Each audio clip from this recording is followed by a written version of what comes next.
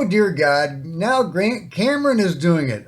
Let's talk about it. Get in here. This is Jack with Cosmic Road. I talk about UFOs and the paranormal. Please like and subscribe and let me know what you guys think in the comments below. Yeah, Grant Cameron, who I love, I've had him on the show, a great UFO researcher and experiencer. Now he is dropping this on Twitter. Big UFO story coming. Watch this space live from the insane asylum. All right, so now we have Matt Ford, Ross Coldart, Stephen Greer, Grant Cameron, and I'm sure I'm missing some others. I think James Fox, who are saying something big is coming. Some big UFO story, maybe a disclosure, maybe a reveal, maybe defectors from the UFO control group. We don't know. But something big is coming just right around the corner, guys. So frustrating. Maybe it is, maybe it's not. Man, some people are going to have some egg on their faces if it doesn't show up. And there's some really credible people saying something big is coming. So I'm persuaded to think that they believe something big is coming. Is that going to happen? Is it going to be imminently? Well, obviously we'll stay tuned. As Grant Cameron says, watch this space. Meanwhile, getting back to the fires in LA, looks like a drone did hit a plane. One of the water tankers, if I'm getting that terminology right, that was supposed to be helping put out fires in that area. Well, a drone hit it. Now, it's unclear from this point at this stage if that was just a regular hobbyist drone or if that was a mystery drone. We do know that a few weeks ago, a drone did crash into a tree. A mystery drone did crash into a tree, and some police officers were called in, and they had their eyes on this thing. And there was a couple police officers whose job it was to monitor this mystery drone in the tree until somebody arrived to remove it. Well, the mystery drone vanished before their eyes, which is, that's the phenomenon all over, right? It's low-tech enough to crash into a tree, but high-tech enough to vanish into non-existence before the eyes of police officers. Of course, anyway, I love the phenomenon. It's just so weird like that, right? That's how the phenomenon rolls, guys. UFOs historically crash into stuff all the time, or not all the time, but a lot of UFOs have crashed into things from planes, trains to automobiles, believe it or not. Trees, there's at least 2 cases now of UFOs colliding with trees. So could a mystery drone have collided with this water tanker? Absolutely, but it could also have been a hobbyist. We just don't know at this point. But there was another crash into a plane, I think a Gulfstream, a few weeks ago, and I reported on that, and I may have even shown the video from that incident where you can see the thing going into the engine. The mystery drones have collided with planes, so we'll see if this turns out to be a regular drone or not. However, there do seem to be still, people are sharing UFO videos from the LA fires. Check it out. It's slowed down, obviously. Why don't I mute that so we don't have to listen to the horrible noise? All right, there we go. Check it out. You see that? I mean, it looks like a saucer or a cigar-shaped UFO. Could that be explained by mundane means? I mean, that's not a plane. That's not a helicopter, I don't think. I mean, the resolution is so bad, and then you blow it up and zoom in. So, you can't say for sure what that thing is. But I'm leaning toward anomalous. I've shown some other UFO videos that seem to be genuinely anomalous of these objects over the LA area during the fires. This could be one more of those. So let me know if you think this is a UFO. This is an unexplained object in the skies over the LA fires. And, once again, my heart goes out to everybody affected by these terrible fires. I hope for the best for everybody concerned. What are the mystery drones? Well, a lot of people think this is presaging the event, the shift, the ascension, the rapture. And that's something that beings have told people in the past. They've given people, experiencers and abductees and contactees various versions of the story of this big apocalypse that will come at some point. And the UFOs will come in and rescue people, right? And in fact, contactees or abductees have even been trained in things like crowd control during that apocalyptic event. Of course, it's so strange because, when contactees or abductees are trained in this stuff, well, some of those guys, this abduction phenomenon has been going on for so long, are no longer with us. And so what they were trained for never came to pass.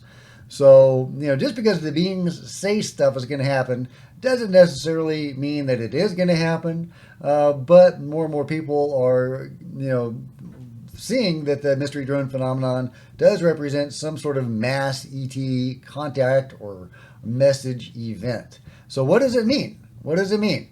Well, Jordan Crowder has a really good take on the abduction phenomenon and the ascension phenomenon.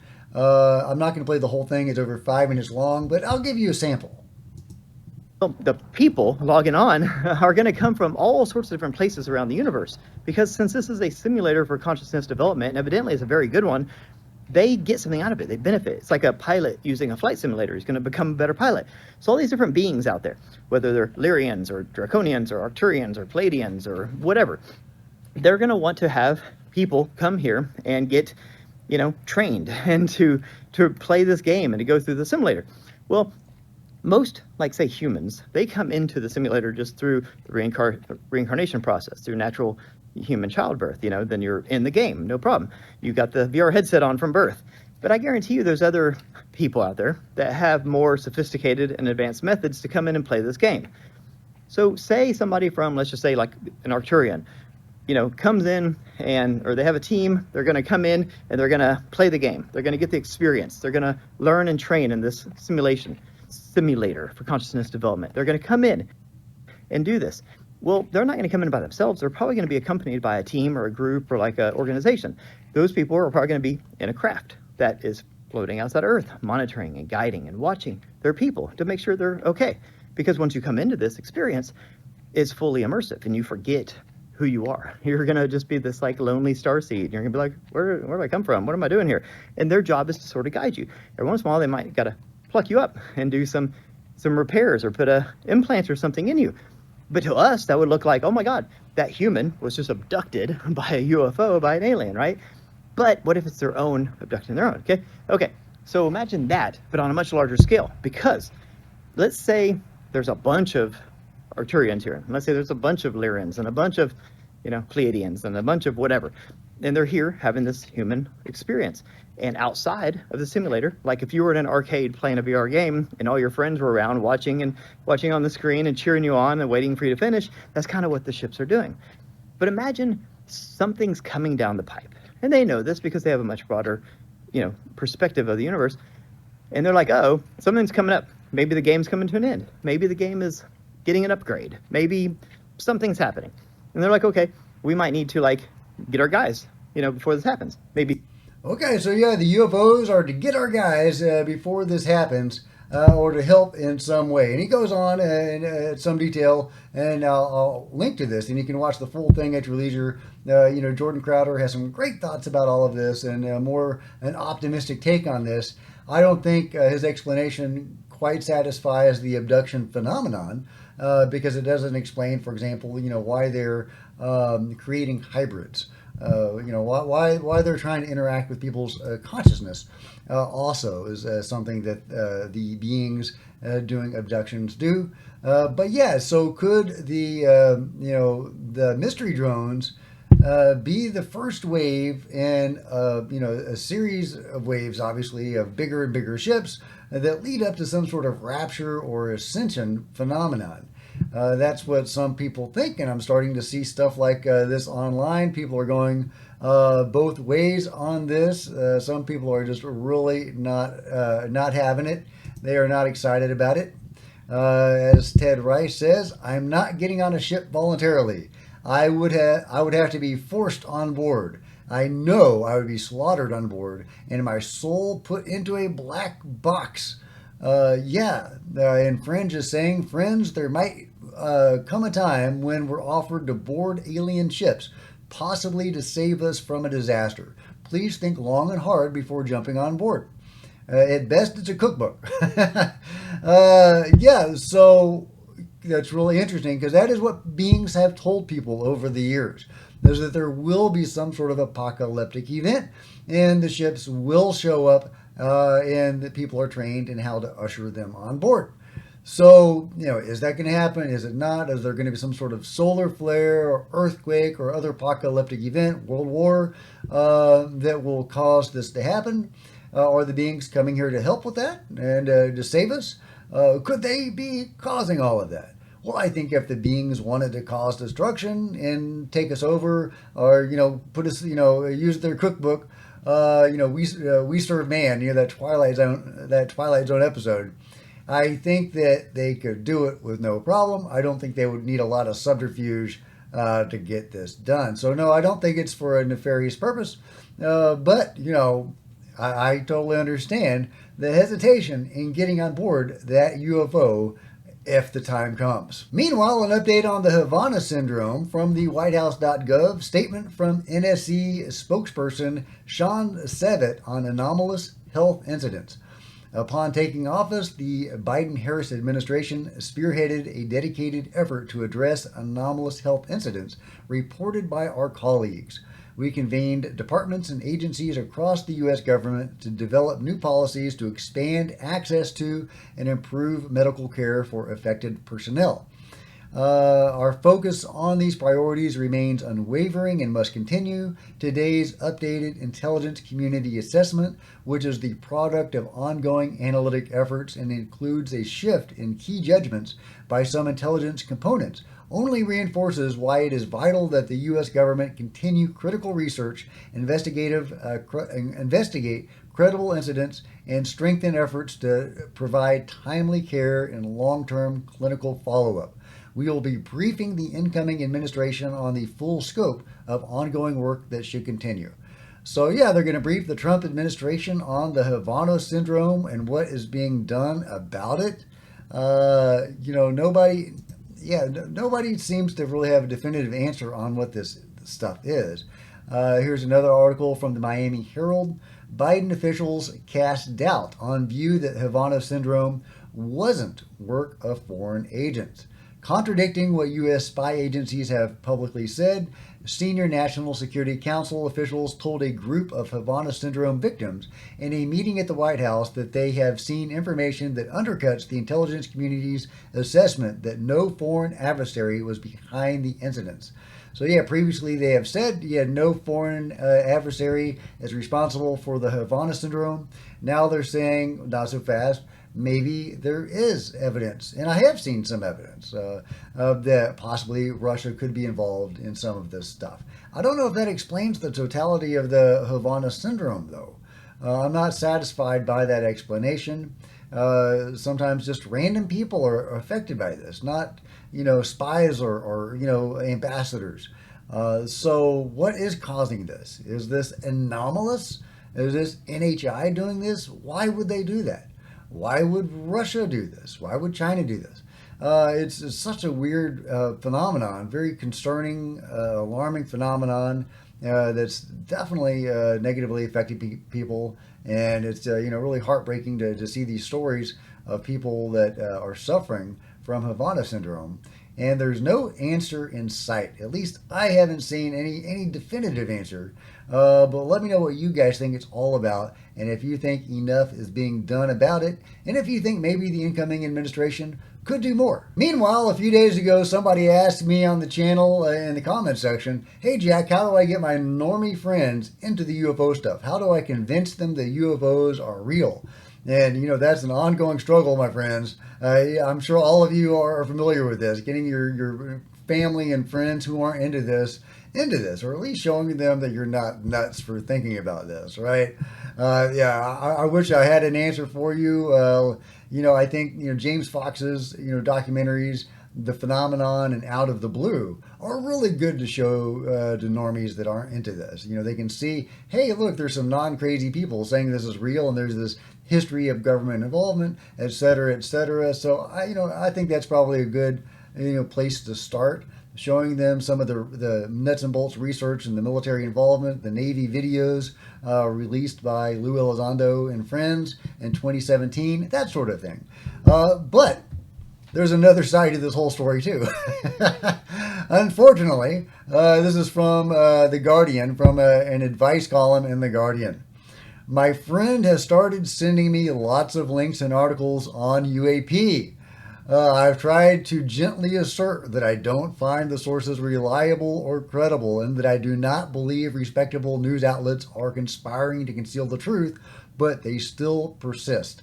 Should I ask them to stop? I think these conspiracy theories are really harmful. Oh my God. Okay, so yeah, the normies, they don't want it, and they're not gonna take it, and they're asking for advice. How do I shut up my UFO friends?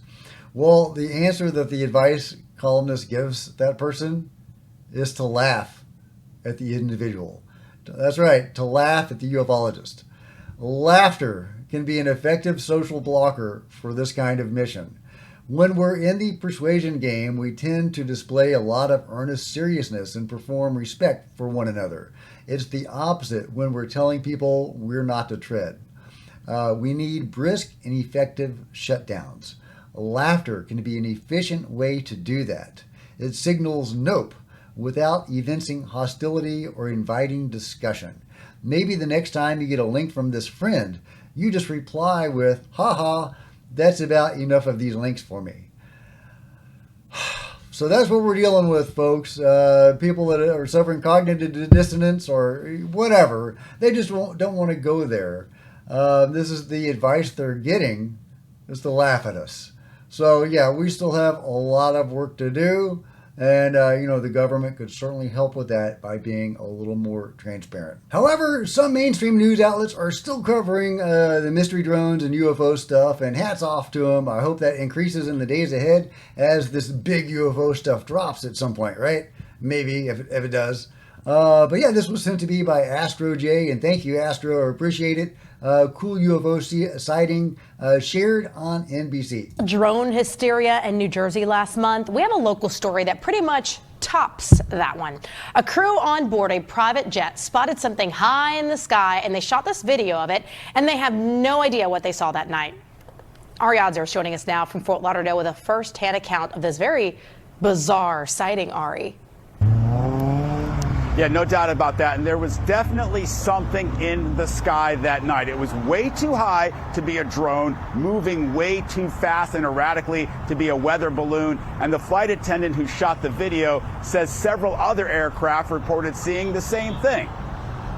The aerospace world is full of flying machines that we all recognize. But sometimes people see things in the sky that defy explanation. It started as white, and then it just got green and almost like an electric, some type of energy around it. Cassandra Martin is a flight attendant for Surjet, a private air service. On the night of December 23rd, she says she and two pilots were flying back to Fort Lauderdale in an empty jet high over the Bahamas when air traffic control sent a message. When all of a sudden I heard traffic control say, "We have a foreign object, can you please identify?" I looked to the left and pilot saw 3 objects, I only saw 1. And I grabbed my phone and I just pressed it to the window to see if I can get a video of what the object was. I don't know what it was. And then I zoomed in as much as the phone allowed me to. And the object was white, and then it turned slightly green, almost kind of like an electric field around it of some sort. Okay, I'll let you watch the full video at your leisure, but a great sighting of an orb like UFO. I love it. It looks very solid. It looks like a solid case. I don't know if the object was solid. But yeah, thank you very much, Astro J, for sending me this video. I love the mainstream news is continuing to cover UFOs. Bring it on. Here's another great UFO video, this one from China, not from the news, but a really cool video.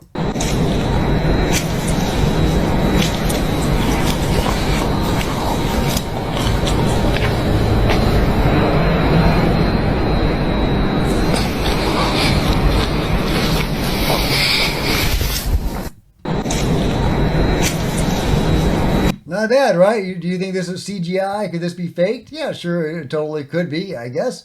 But if it's not, it's another great video of an orb moving through the skies over China. Here's another UFO that's been making the rounds. Another UFO video, again spotted in the LA area during the fires.